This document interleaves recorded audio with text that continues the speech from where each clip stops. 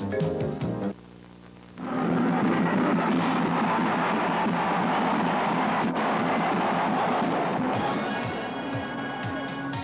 Live from Orange Bowl Stadium in Miami and the King TV studios in Seattle, this is the Husky Orange Bowl postgame show, brought to you by Rainier Bank. At Rainier Bank, we're involved. And by Washington Natural Gas. Gas makes sense for all your needs. Now from Seattle, former Husky quarterback Sonny Sixkiller and Tony Ventrella. Hi, everybody. Well, who said the Oklahoma Sooners could stop the rush? It just didn't happen today, Sonny, as the Huskies win the Orange Bowl 28-17, running some more. That had to be a surprise, I'm sure, that they ran the ball so easily. It wasn't easy, but come on, 200 yards combined for Rick Finney and for Jock Robinson today. Well, I'm sure if you ask them tomorrow and for the next 3 or 4 days, they're going to be awful sore. There's no doubt about that. Oklahoma did hit them very hard, but as you say, it's a surprise to everybody sitting here in the audience, I'm sure at home watching the game, that Washington can come out and outrun Oklahoma. We are going to be talking a little bit about the #1 controversy. Tomorrow, by the way, everyone finds out who's #1 in the nation. As the sports writers and sportscasters make their final poll of the season, we'll see if it's BYU or the Washington Huskies. At this point, there isn't a Husky fan watching or listening to the radio or any place else who doesn't think the Huskies should be #1. We're going to take a look first at highlights from the ball game, the scoring plays, the plays that made it possible for tonight's 28-17 win. 1st and 10 from the Oklahoma 29, Paul Sicaro to Danny Green. Perfect pass, perfect catch, 7-0 Huskies, first quarter of play, and they do the dance in the end zone. The Huskies took a 14-0 lead in this game. We'll get to it in a minute. Jock Robinson rushing for 145 yards tonight as he picks up 14, down to the 14-yard line, picks up 13, down to the 1. Watch here as Jock Robinson punches it in, 14-0. The Huskies up 14-0 in the first quarter. Sooner fans at this point were saying, wait a minute, weren't we favored? Well, they were. 11 from 21. It's Sicaro intercepted by Jim Rockford, the Rockford Files tonight. Jim Rockford almost created some problems for us tonight, Sonny, in this game, intercepting 2 key passes and turning the game around a couple of times. Steve Sewell running from 12 yards away for the first down. First half, as I mentioned, it was 14-14 the tie. Here it becomes 14-7 as Oklahoma scores. Bradley, a keeper, from 1 yard away. And then finally, with 8 seconds to go in the half, this kind of disappointed me, and I know, Sonny, you were upset. Bradley to Derek Shepard for the 56-yard touchdown to tie it at 14-14 after a 61-yard field goal was missed by Jeff Jager. That's perhaps the only thing you could question tonight from Coach James. 14-14 at halftime. You can comment on these highlights, Sonny. Wow, you're doing such a great job, Tony.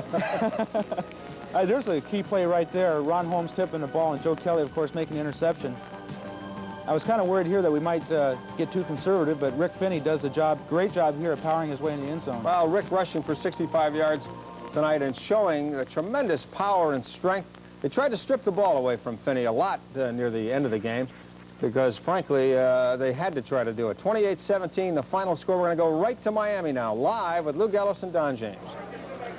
Thank you very much, Tony. Danny Green is right here with us, stepping outside the locker room. It's just bedlam here. Danny, you've been quiet the last couple of games at the end of the season, but you picked a good game to turn it on. Was the offense directed toward you in the first half? Were you working a lot to have them throw the ball to you? Was that the plan? Well, we were just trying to hit the open man, and fortunately I was open.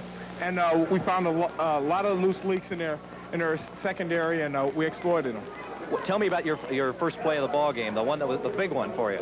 Well, I tell you what happened was I ran out and up, and it was so wide open. I couldn't believe how wide open it was. I gave him an out move, he bit on it, and I went right up on top of him. Were you surprised that you were able to work the ball through the air against them? No, I wasn't surprised. I think we could have threw the ball on anybody this year, you know. But like you've known already, offense sputtered throughout the year. Danny, thanks a lot. We got some other guys right here. Jim Rogers. Both in here. Real fast, we can all talk at the same time. We can all talk at the same time. Okay, Fred. Fred, tell us about the defensive effort that you guys put together. Tim Amber's with us too, Fred. Hey, this is the kind of group, our defense is the kind of group, you know, you can walk down a dark alley, and you don't have to worry about nothing. Anything go down, the guys are right there. You know, it's a hell of a defense right here. I'm telling you. What about the #1 controversy? Who's #1? Hey, we're number one. If you watch football, if you know football, I don't see how you can deny us. I mean, you know, BYU game, you've seen that. You know, Oklahoma. One thing Oklahoma got to remember, the game is not played in the newspaper and in the media. It's played on the gridiron out there. Hey, as far as we're concerned, we woke up this morning, we've read all week, no matter what happens, Washington wins, they can't win the AP Sports Writers poll. Well, that's just fine, because I think most of these sports writers never played a down football in their lives. Probably never played a sport. And when one poll I want against the coaches poll, they know who's number one. They know who had the hardest schedule between BYU, Oklahoma, and us. And they know who dominated the game today. I take nothing away from BYU. They're a great football team. They didn't go undefeated. I think they should get one, and we should get one. You just can't deny this ball club, NT. Even if they don't vote us number one, we know we are number one. Oklahoma know we're number one, too. Okay, Jim Rogers. Jim, you had an outstanding game. Some really hard hits on Danny Bradley. How do you feel right now? I feel great. I feel great. I don't care how they vote us. We're 11-1. We won the Orange Bowl. We did the best we could. So, you know, even halfway through the practice session down here, people were saying to you that they were afraid that your defense couldn't handle their wishbone, but you were able to handle it. Were you concerned about that coming into this game? Sure I was. I thought they'd come outside a lot more, too, but they kept going up the middle, and when they did come outside, they didn't have too much success except for maybe 1 or 2 plays. There seemed to be a lot of talk going back and forth between the lines of scrimmage. You guys talking to their players and vice versa. Was I really don't think so. I really don't think so. I thought they were a pretty classy team myself. Okay, Jim Rogers, thanks for joining us. Fred Small, Timmy Amber, Danny Green. We'll have more. Hugh Millen is here. It's Bedlam here outside the Washington locker room. Tony and Sonny will come back as soon as we can grab somebody else. Okay, Lou, thank you. I think it's interesting, Sonny, how Timmy Amber in Miami for just a week and a half has developed a Southern accent already. But I will tell you, I can tell now why he's the leader on defense. he was rather pumped. Huskies winning the Orange Bowl. We'll be back with more from here in our studio and Miami in just a minute.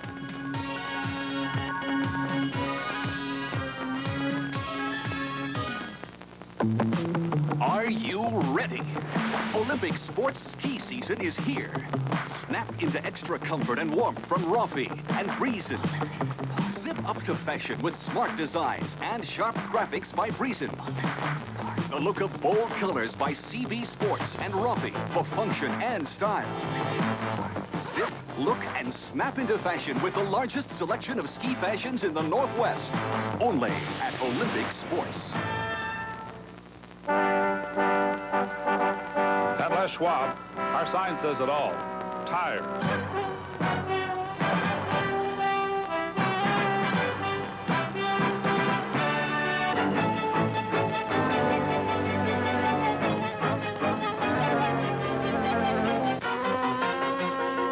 For your next set of tires, we got them.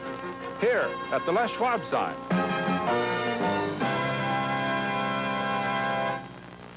Up here in the Pacific Northwest, they don't believe in taking shortcuts. They build the biggest airplanes. They produce only the freshest, most flavorful beer, Mountain Fresh Rainier. They make it from an age-old recipe using the finest ingredients, pure mountain water, and uncommon dedication. Rainier makes beer the old-fashioned way. They brew it. You know, Zana, the love and care given to this Point Defiance Zoo is really something. How do you do that? What? Do love and care. Come on. Now, there's a way of caring, Zana. It's kind of like I care for you. I care for you. Thank you. And it's kind of like Titus Will Ford Toyota cares for his customers. Titus Will Ford Toyota, Tacoma, the dealer that cares. Bobby, what's love? Part of this successful Husky season this year, number 90 All-American Ron Holmes. And he had an outstanding game today. Injured on the first defensive series. Had a knee injury, a slight one, thank goodness for that. He was out for a couple of plays and then back in. Let's take a look at what he did when he came back in. Sonny? Well, Ron Holmes was getting a lot of attention all day out there. I believe on this particular play, he forces the fumble, and I believe that Fred Small comes up with the recovery. So Holmes injured just briefly, but doesn't show any of it there as he forces the fumble, a big turnover, one of 10 fumbles in the game. This is a great job here, getting up in the air. Of course, Bradley, not being a very tall quarterback, it's a lot easier to deflect the pass. But, of course, Joe Kelly being in the right spot makes the interception. Different angle, same play. They had a little stunt on there. They had the outside guy coming in and Ronnie Holmes going on the outside.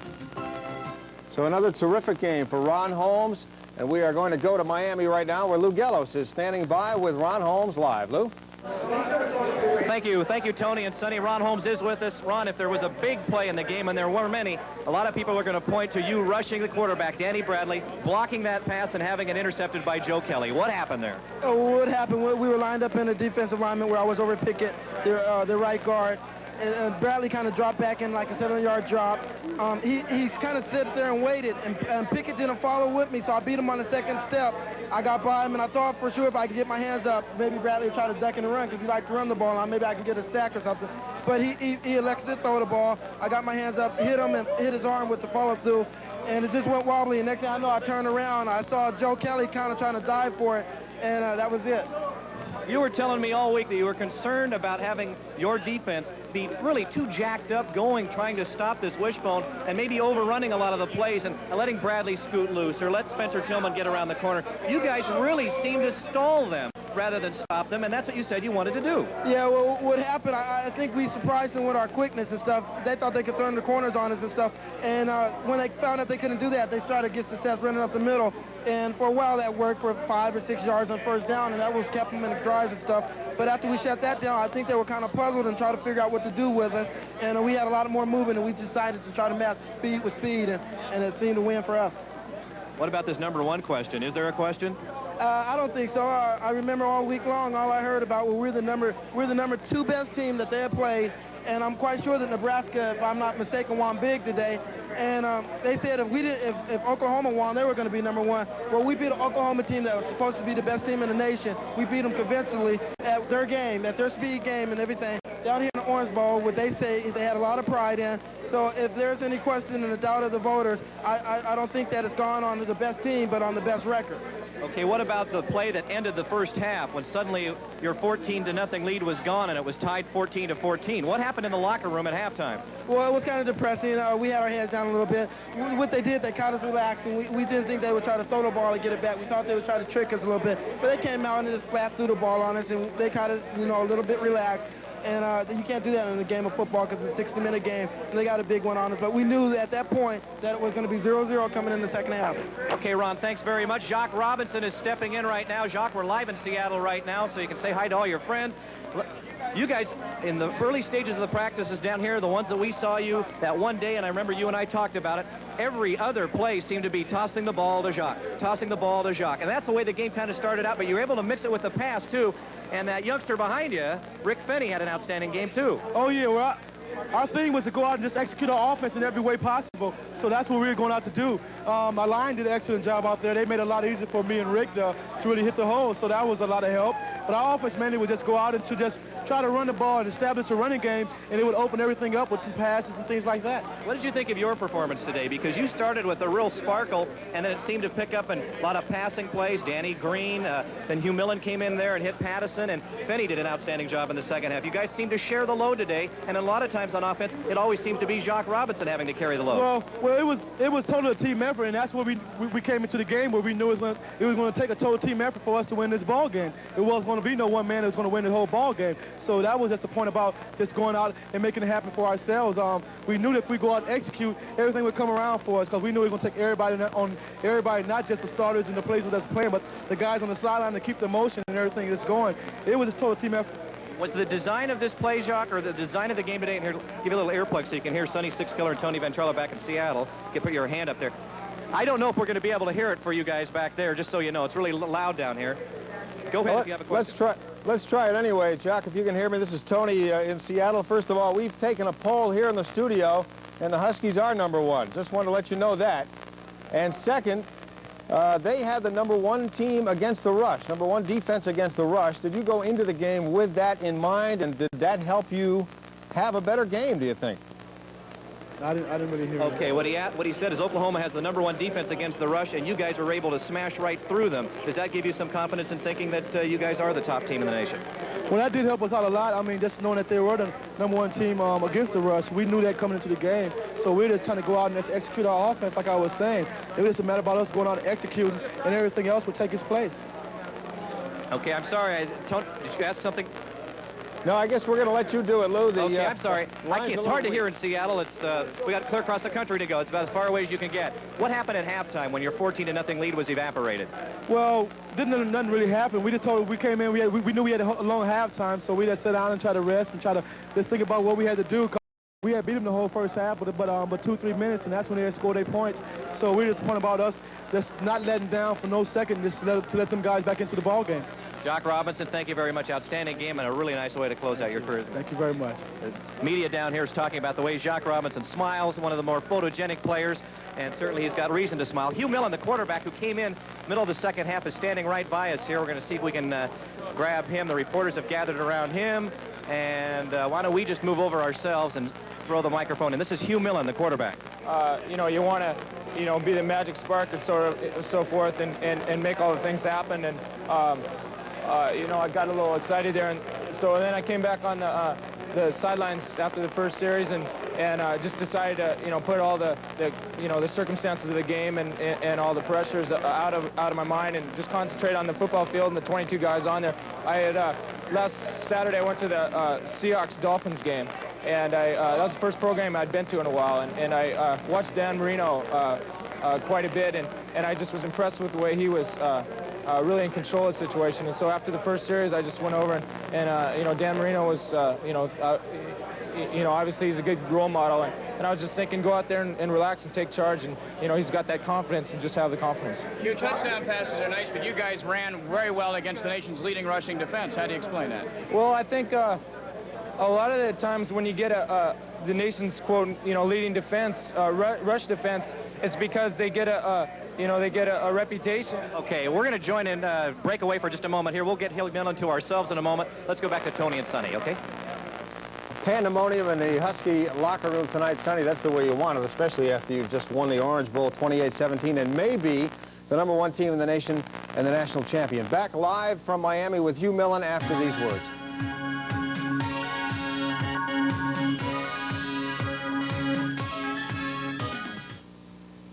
In the past, travel around Puget Sound was dark and dangerous until gaslights.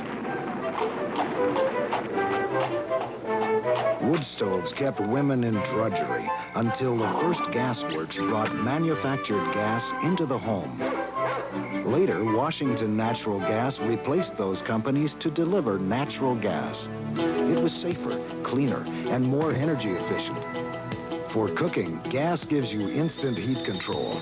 Gas heats more water faster than electricity and heats your house for less because the new gas furnaces are up to 97% fuel efficient and they vent like a dryer, so installation's a breeze. No chimney needed. Makes sense. We'll even come to your home with windows, insulation, space heaters, and sound advice, all backed by excellent service.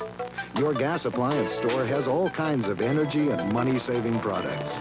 In the future, we'll maintain a standard of excellence in providing homes, businesses, and industry with the best energy service at the lowest possible cost, while our sister companies explore for new energy resources and innovative ways to save energy for tomorrow. Washington Natural Gas. Energy for a richer life. How about $5 for a birdie? Don't wait until you're retired My game is really starting to come together. to find a good bank. Visit a Rainier bank now. I sure hope you brought along a compass, Bill. We'll set you up with your own Rainier personal banker. It'll be an easy $10. May need your shovel on this one, Bill. Someone who can make your retirement years easier and more secure, so you won't have to rely on luck. All a matter of concentration, boys. Well, the biggest bowl day of them all is over with the Orange Bowl victory in Miami. The Huskies winning 28-17 over Oklahoma. And the Huskies, as we mentioned many times, and we'll be mentioning it right through till tomorrow, could well be the #1 team in the nation and the national champion. Let's take a look at the other bowl scores.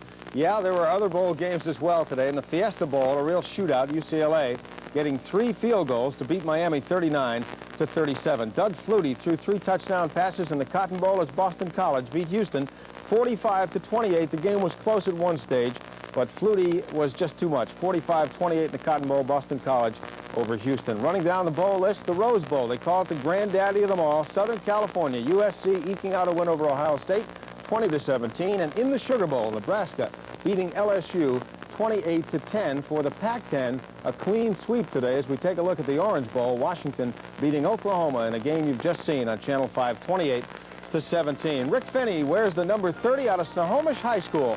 Snohomish, Washington, not California, That's right. as it said on the air earlier. And Rick had a terrific day today, rushing for 65 yards, catching passes, doing everything else right. We're going to go to Miami right now. Live, Lou Gellos standing by with Rick Finney. Thank you very much, Tony. Rick Finney here right with us.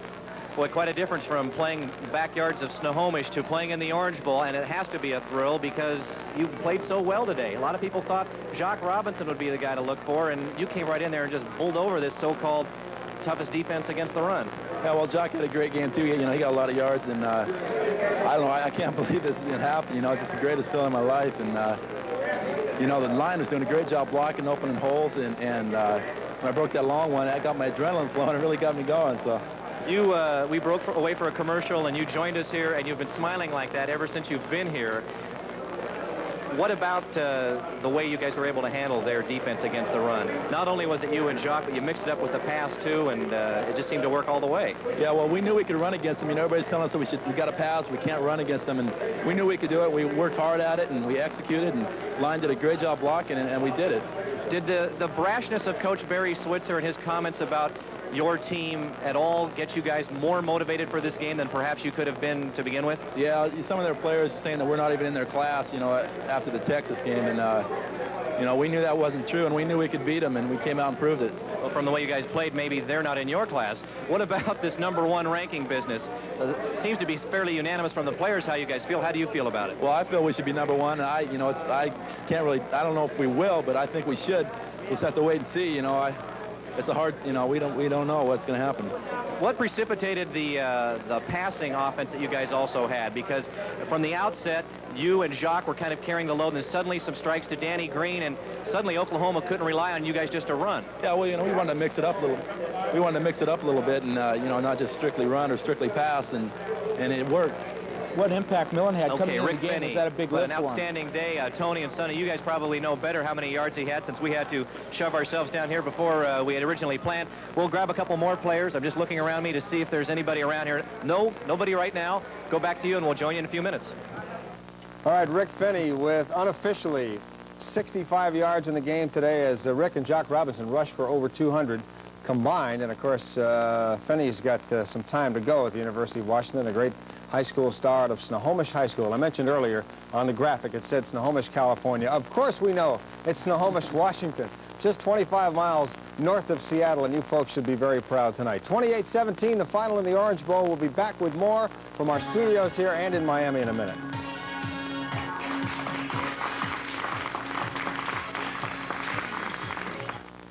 Now at your Lincoln Mercury dealer, Topaz comes so complete, all you need to do is pick the color. Great price. And I get power brakes, power steering, front-wheel drive, and electronic fuel injection. That's right. Now, what color would you like? And I get a stereo radio with cassette player and digital clock and tilt steering wheel. But what color? I'm going to love this 5-speed and the radial tires. We won't be satisfied till you are at the side of this house. And you gotta water it every day. Okay. You know, as hard as my dad worked, he still couldn't afford to pay for all my college. Now, that may have been a blessing, because from the very first, I learned that the person I had to depend on was me. I want my daughter to be independent and secure, and that's why we count on Old National Bank. Look at my vegetable. Oh, that's my vegetable. No, that's my vegetable. As far as some airlines are concerned, there are a lot of places on the West Coast that just don't exist. There is no Fresno. Ontario is just a fading memory. Burbank? Don't count on it. These are places they just don't go. Oh, well. But at PSA, we know there may be times you have to get to one of those places, so we go out of our way to get you there. PSA, more convenience, more destinations, more airline. As your company prospers, something unexpected can happen. You may outgrow your phone system and start losing business, which is a good reason to choose a business communication system from GTE. We'll design one to grow with your company to keep your phones efficient.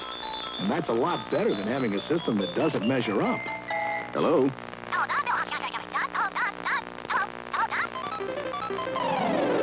GTE, the smart business call. Tony Ventrella with Sonny Sixkiller. We are back to, again, talk more about this football game, the 28-17 win in the Orange Bowl. Paul Sicero started at quarterback and was very effective in the first half. And right here, as a matter of fact, to show you how effective, he hits Danny Green. Pretty good rush, perfect pass. And again, Green hauls it in for the touchdown early in the game. But then in the fourth quarter, Sicero was replaced. Hugh Millen coming in, and Lou Gellos is standing by. And Sonny, you have a question. Let's relay that to Lou. Yeah, Lou, I was wondering, Paul started off real hot today, and then as the game wore on in the third quarter, he had a couple interceptions, one in the second, one in the third, and then a fumble in the fourth quarter. James went with Millen right away. I wondered, being Paul from Ashland, Oregon, was that a real big disappointment, or did he just want the team to win and whatever else happened to him?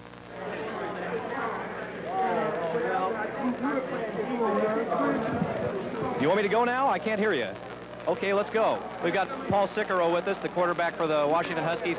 This is kind of a bittersweet game, I would imagine, for you, because it started out great for you. You gave your team a 14-0 lead, but then things started to go a little weary. What happened? Well, I just started making some mistakes in some critical situations, and and you just can't do those things in a championship game. And it was unfortunate that it worked out that way. I'm just happy that we won. That's a team game, and I'm just happy to be a part of this team. Isn't it kind of strange that the way the season has gone, with one guy being the quarterback, then the other guy being the quarterback, and then finally it seemed to be set in one way, and then the final game, the big game, both of you share it? I feel really happy for Hugh that he got a chance to come in here and show what he's got, and I'm disappointed for myself for finishing that way, but I'm glad I could make a contribution to the team, and we've got some great guys. We got a lot of great athletes on the team. We got 3 good quarterbacks, and it's a tough situation, but I'm just happy that I got to play it all tonight, and I never thought I would come the middle of the season, so. I'm just happy where I am. Well, let's talk about that first half for a moment and talk about the plays that put your team ahead. Those passes to Danny Green worked.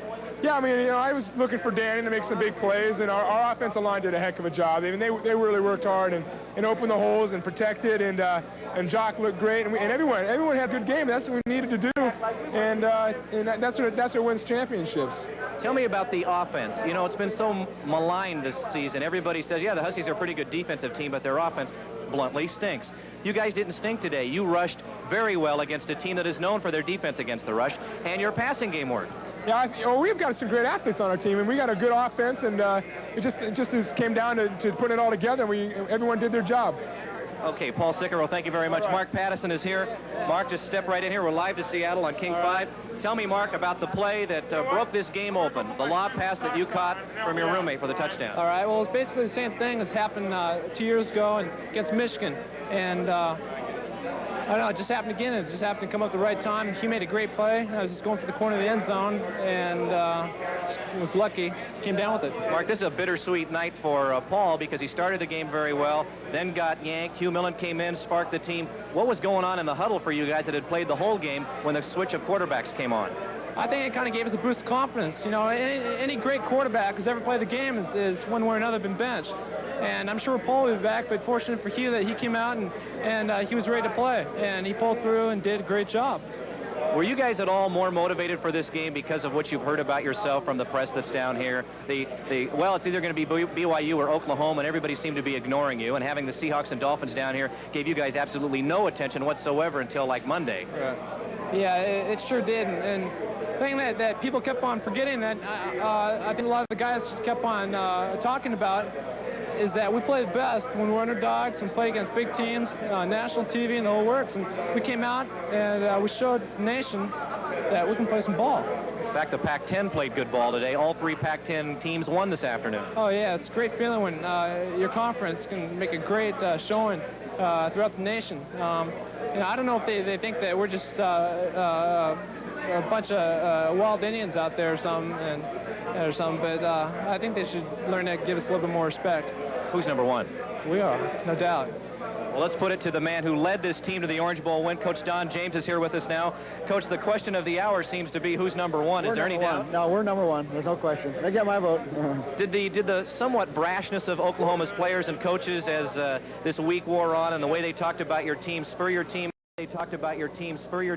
motivate your team even more than you were able to do with them to begin with? Oh, I really don't think that was a problem. I think their players reacted very well. They were excited about the chance to play for number one. They were number two, and you know, I think Barry Switzer did a great job in pushing this game for number one. I felt a little more reluctant because we're playing BYU, and I just felt like I can back off a little bit, but I got to believe that we deserve a lot of votes for number one. Don, we've been talking with a lot of the players and talking about their contributions for this team. I want to switch gears a little bit with you. A few people realize that there are 7 of your 10 assistant coaches are in their first or second years at their current posts, and yet despite that, you were able to put a team in the Orange Bowl, win the game, and possibly have a chance at the national championship. How the heck did you do that? Well, the biggest problem with the offensive staff was diaper rights. They were so young. We had 4 coaches with new positions, but they're great young coaches, and I knew about every one of them. I had every one of them in my program before, and then we sent them out for a little bit more maturity, and so there wasn't a new face as far as Don James was concerned. I had confidence in them, and they've got great work habits. Like I say, if I ask them to work 16 hours a day, they work 17. Or 18 or 19 when we were visiting. What about the offense that they put together? You just said the bulk of those new coaches are on the offensive side. They put together an offense that had a lot of rushing in it against a defense that's supposed to be tops against the rush. Well, you know, they're smart. They're smart coaches. They know what they're doing, and they worked hard at getting a good game plan. They didn't just look at a couple cans of film and say we're going to run 6 plays. You know, they really analyzed it. Computer scouting and just did a marvelous job, and then the players reacted so well with the execution. Okay, one last question. Got to ask you about the quarterback change, because it's kind of bittersweet for Paul. He started off so well, built that big lead, then things kind of seemed to fall apart a little bit. What precipitated the change? When did you finally decide, geez, I've got to make a change? Well, first of all, you know, we've won 11 games, and both quarterbacks have made significant contributions. They're great young guys. They support each other.